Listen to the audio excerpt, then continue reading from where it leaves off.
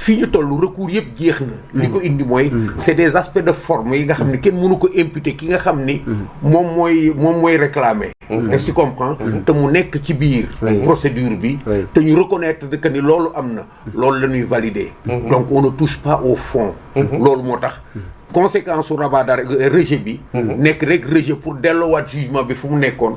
loolu nga traduire nii il reste maintenant que incidence bi nga xam ni moom la am ci suite bi effectivement. le débat est très agréable à poser ci.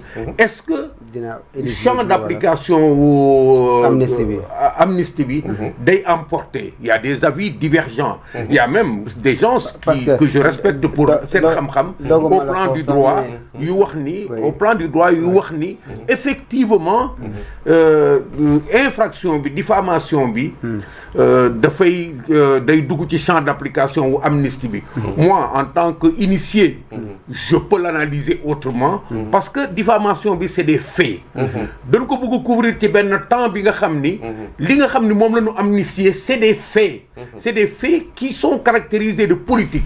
est-ce que par extension mën nañ ni puisque temps boobu la woon et que kii nu mu tuddati Ousmane Sonko li mu doon jouer c'est dans un contexte à dominante politique rek loolu la non dafa tooñ da nga tooñ nit ci li nga xam ne mënoon na ñàkk ci li nga xam ne moom ngay jouer politique àndo ak keneen def ko yow ci sa coobare bopp yow yaa jóg dem tooñi benn doomu aadama le débat est très possible pour que le champ d'application de l'amnistie n'emporte pas cette affaire-là mais ñu bari nag ñu ngi ciy wax et on va asseoir définitivement un jugement par rapport à ça moi je suis pas d'accord ça peut se débattre encore parce que li tax sax ñu mën see débattre tonton Moustapha daanaka moom dañ ko gis mu voté élection yi nga xamante ni aussi passé na xam nga loolu aussi daanaka dafay indiwaat beneen débat boo mais le débat a été posé parce que ba léegi xamuñu parce que pouvoir dafay lu doy waar ba léegi à cette époque là dès que ñu jékki-jékki gis ko ci liste yi mais ça a posé un problème mais li nga xam ne moo ñu dal tey moo indi loolu nous avons un pouvoir étrange qui ne respecte pas la loi nous avons des gens qui nous occupent qui se croient tout permis ñoom ñoo waroon leeral loolu parce que ñoom ñoo yore sunu ay pouvoir dès l'instant où incidence boobu am ñoom waroon nañ ko leeral que poser problème bi au plan du droit mais du nu pëccëxoo rek après waa ji génn naan gis ngeen man voté naa ci lii daal du ñu tegal une situation de fait on ne l'a pas débattu te ñoom ñoo ñu ko ameel aujourd'hui il se donne la permission de dire que li Cour suprême wax baaxul magistrats yi baaxuñu ils ont été corrompus daal di junj ay junj mënoon naka def moom ci kaawam bële à ce moment on aurait clarifié cette histoire là depuis très longtemps mais su fekkee yow li la arrangé da nga koy wax li la arrangé wul nga bëgg ñu ko forcer comme ki nga xam ne da nga malade ñu jël kuddu di ko jox affaire bi ci biir gémmiñ bi mais c'est pas possible il faut qu'on les mette devant leurs responsabilités yii débat ngeen di poser nii il faut ngeen comprendre ni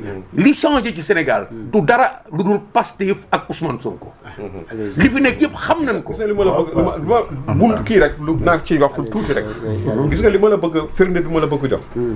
mooy que ni mais Diantre comment se fait-il que présidentielle bi moom mënul dem mu jox Diomaye pour mu dem. c'est parce que il n'était pas éligible. oui parce que loi bi moom moo ko. mais ñoom bi ñu ñëwee ñoom ci seen bopp. ci la ñu toog ba veillu élection yi nga xam ne moom la ñu kii.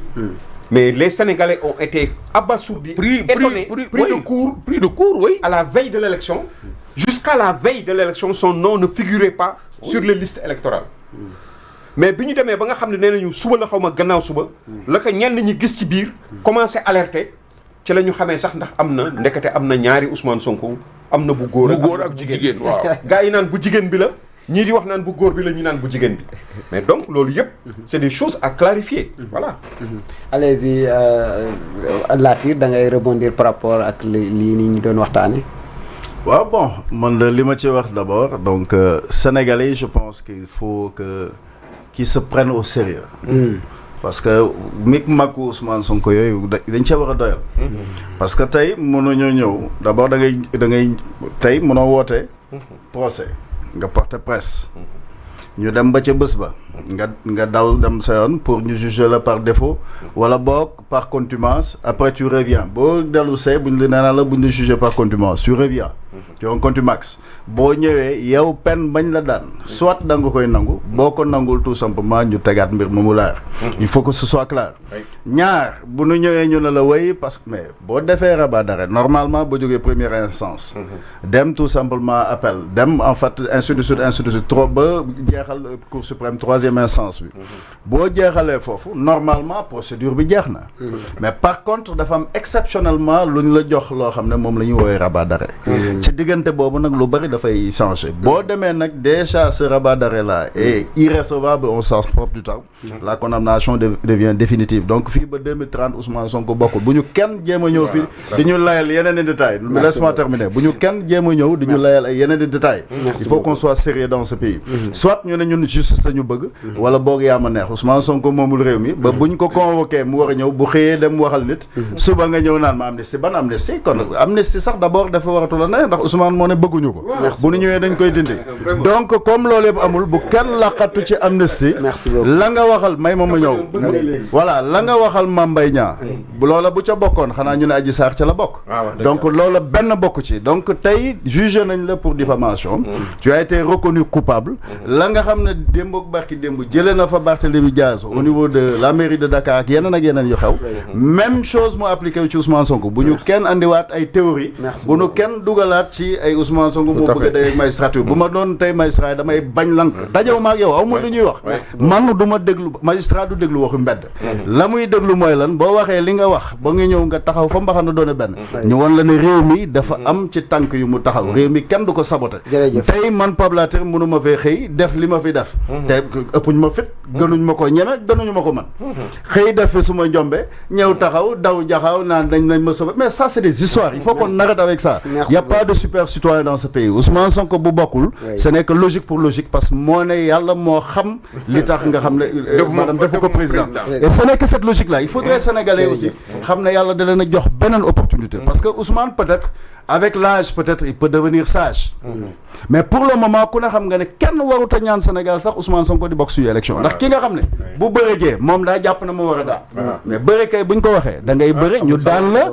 wala nga daan bu ñu attee ci justice aussi du caaga na da ngay taxaw nga ne li mu bëgg la loolu du fi am du fi nekk te métra yi man à cet égard là man dama leen di summi le chapeau te xam ne man xam naa ci ñoo xam ne dëgg non mais il faut qu'on soit sérieux dans temps bi mais dama ne may ma pare ci loolu dama ne il faut qu'on soit sérieux dans ce pays Ousmane Sonko moomul réew mi il a été jugé et condamné définitivement donc fii ba 2030 soit lenn mu gérer primature bu dee loolu la bëgg a gérer bu dee mën na am efficacité dans ce sens là bu dee toujours les partenaires danañ continuer parce que diffamation du caaxaan il faut qu'on soit sérieux nit mënu fay ñëw waxal nit ba war koo fay 200 millions ñu ne diw lam la waxoon amnistie yu ba ban amnistie des faits politiques la ñu wax politique dafa jotewul ak tey Ousmane moo ne am na fu mu bokk fekk tey compte nangam 1000 milliards tey compte boobu bu ma ko jëloon moomale ko est-ce que du yoon du ma woo loolu lu ko nit mën a tuyee loolu sabotage la mën a doon lu waaye di wax nag da nga ci am firnde da réew mi kenn moomu ko ayca ñu daal di waxtaanee commenter yenn décision de justice yoo xamante ni daal dinay am soxal Sophie Gladima moom mi nga xamante ni ministre la woon si jamonoy président Macky Sall